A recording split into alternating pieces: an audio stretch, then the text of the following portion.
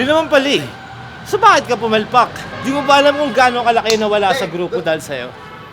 Yun lang. Parang mga batikang artista yung mga nandito. Ha? Ang bilis ng pacing eh. Ha? Walang cut-cut.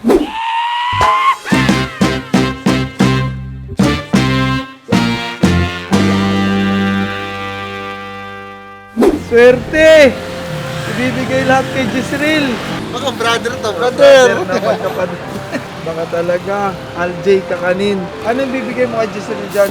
plato. Grabe, no? Bakit ka ba nagliligpit? May shoot daw eh. Sino ba mag-shoot? Tugma daw, tugma. Grabe yung suporta mo, no? Oh, tangang liligpit ko pa yung paninda ko para sa'yo, kupal ka. Pare ako kamo, hindi pa ako naligo, hindi pa ako nag-toothbrush, hindi pa ako kumain, tas nagsarado pa ako ng tindahan. Yun yung suporta, hindi natatanungin yung presyo. Tapos late. Tangilang Pala ako. Ganito pala yung ano, no? Pakiramdam na sumusuporta sa tropa, no? Oh, yung wala nang tatanungin. Wala na. Diretso na ligpit. Kumbaga, drop everything ba? Oo, lahat ng ginagawa mo, iiwan mo para sa tropa mo. Yun pala yung suporta, na. Eh yan, bibigyan mo ba si Jisrael? Umuha na talaga, hindi na natiis. Tangina, gutom na gutom ah. Ito po yung tropa namin na si Tugma. Tatay po yan, hindi lang magkakulay pero magtatay yan. Ayan, para ba yan kay Jisrael? Para pala kay Jisrael yan. Swerte! Usog-lusog si Jisrael. Kaya mo ba ubusin yan? Mukha bang hindi ko kayang ubusin yan? Yan na lang, hindi pala kaya. Parang alas 7 pa tayo mag-uumpisa nito ah. Saglit na lang, boss. Nagtitimpla ng kape oh. Kakakapi pa, puta kami. Kanina pa kami dito. Ikaw magkakapi ka lang. Ang hirap nung ganito, ikaw yung sumuporta pero yung sinuporta mo late. Wala pang dala-dalang pagkain. Gutom Aray. na yung mga naghihintay. Wala pang pamerienda. Dapat bago shoot, kain muna. Oo. Ako nga, parang tingin ko, ano eh, nalugi ako ngayong araw ng 15,000 kasi sarado ako. Nagtihan yung kanina, dami mga nag-order ng bigas. Sabi niya, may shoot kasi kami. May shoot kami alas 3. Yes, boss. Wait lang, boss ha. Katulad nito, may bibili. Buti na lang kahit papano napagbentahan ako, no? Kahit sarado. Ayun, no, isang sakong kokopandan. Wala pa? Ayan na, pwede na. Kain muna kami sa karinderya dyan. Pakainin mo muna kami, no? Kakumita na. Magpapaano tayo? Magpapakain na tayo. Sa Vikings. Kahit saan nyo gusto. So mga kaibigan, para lang malaman nyo, no, ngayong araw kasi, etong tropa ko si RJ, magsushoot siya. Ginagamit niya na naman po kami para maging content material niya. Ang dami niya hong inistorbo ngayong araw na to. Pero since suporta tayo sa tropa natin, no, sasama ho tayo sa kanya. So mga kaibigan, dito ho kami magsushoot, no, sa luma naming tirahan dati. Ayan. Dito ho kami sa may rooftop. Jay, sa loob ba ng bahay? Pwede pa rito? Oo, pwede dyan. Ang gago. Ano bang gusto mo, sa loob, sa labas? Mas prefer ko rito, pero kung saan nakaka-access yun. Di pwede dito sa buong building. Napakasaglit lang naman talaga doon. Nakaraan ko pa to sinuot. Ganto pa rin. Meron pa rin ano. Oh, walang laba-laba. Pantal-pantal to mamaya. Tapos, ikaw, aakyat ka dito. Yun ang eksena, manggagaling tayo sa hagdanan. Si Boyet nakatalikod.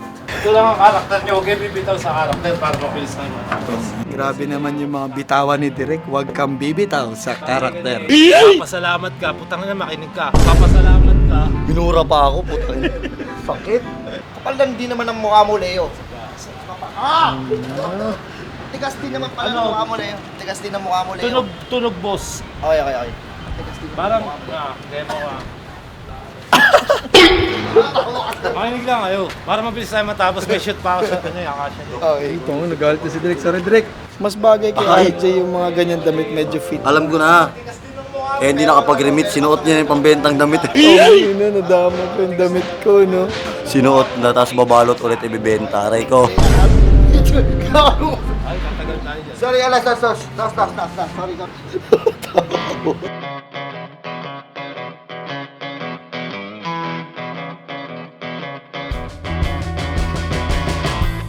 Muntik pa ako matamaan.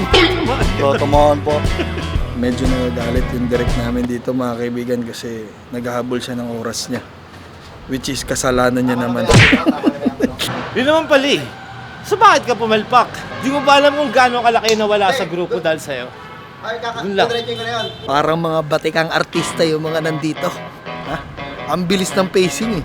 Ha? Walang cut-cut.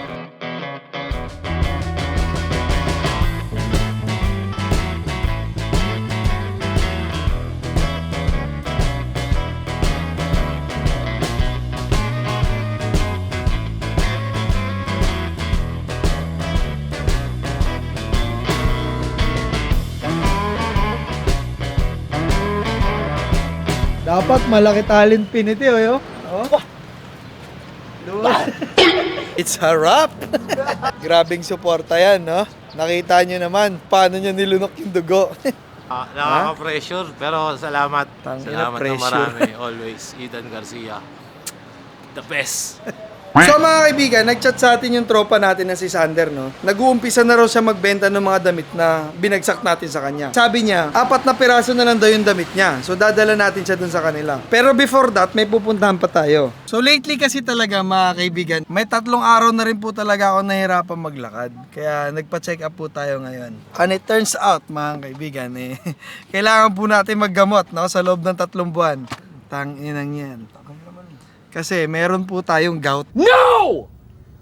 No! I gout you. So anyways mga kaibigan, gout lang naman to, no? Kaya natin tong harapin, ha? Right now, papunta kami sa tropa naming si Sander para bagsakan siya ng mga damit, no? Dahil sabi niya, 4 na piraso na lang daw yung natitira sa kanya. Well, good job my brother.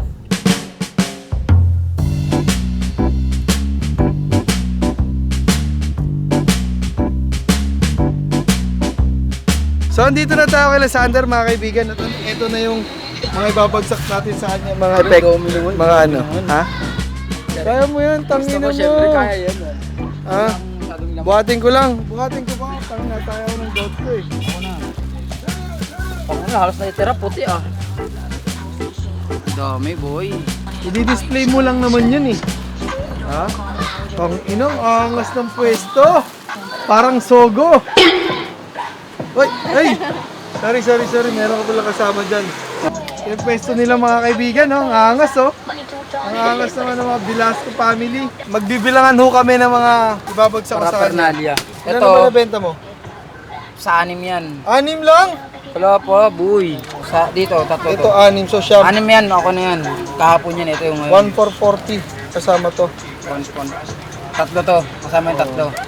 Pangot ng buko ka ng herbal. Wala, pangit talaga tayo. Huwag na natin i-justify sa book natin, pare. Hindi kasi 144. Nagdagdag tayo kay Sander ng 33 pieces na damit, no? Kasi paldo-paldo dito, ang daming bumibili.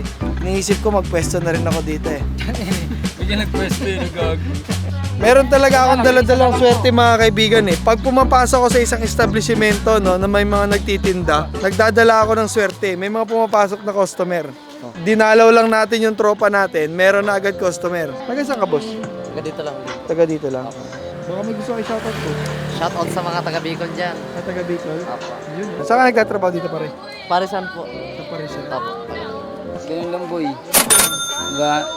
Hindi natin kailangan taasan. Kasi kahit mababa, Hindi, benta mo dumadami. 50. Ha? 50? Benta mo Nabigay ko na 50. lang pala.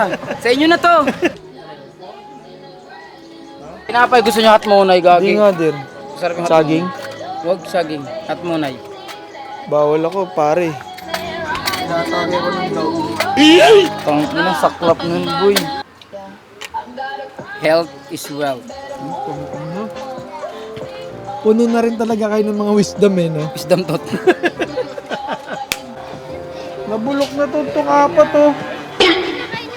Der, bulok na itong 4. Uwi naman sa apat. Ano? Uwi na lang. Isa lang pala, isa lang. Gago, mag-isip. Utang ina, ginud. Tang ina mo. Hindi yan. Hayop ka! Ayun yung kulay dilaw. Tangina ka! Hayop Ayun ka! o, sa ibabaw. Doon pa rin ako sa kasama mo, saksakan ng gwapo. Dance! Hindi ka sumayaw? Hindi sumayaw. Ayaw niya na kasi maging dancer, gusto niya na maging rapper. Kasama mo naman ako. Mukha tayong pera. Oh my God, kumita na tayo. Ambon. Tangina! Dancer pala ako. Ha? Gago! Meron ka kamukhang gawin mo ngayon. 1, 2, 3, 4. Ang ina. Tangina mo! Ang ina mo din. Kamukha mo si Daddy Taiga. Sabi ko na. Sige na, Der. Alis na kami. Pare, salamat ha. Cut. Bye. Chat na lang.